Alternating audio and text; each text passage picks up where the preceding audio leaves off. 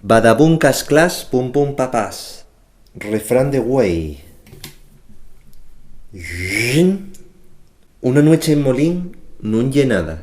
Una selmanina entera, esa sí que ye maquilada. Una nueche con ciptongo. Una selmanina entera, esa sí que ye maquilada.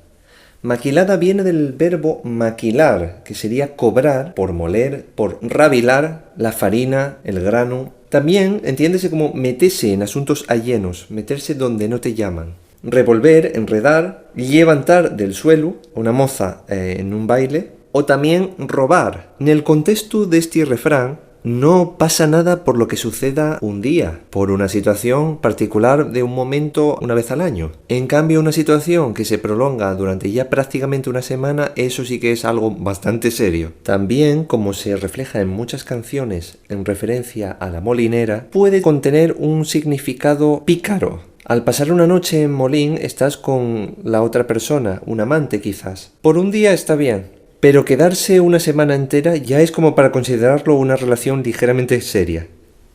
¿Cómo interpretas tú el refrán de hoy?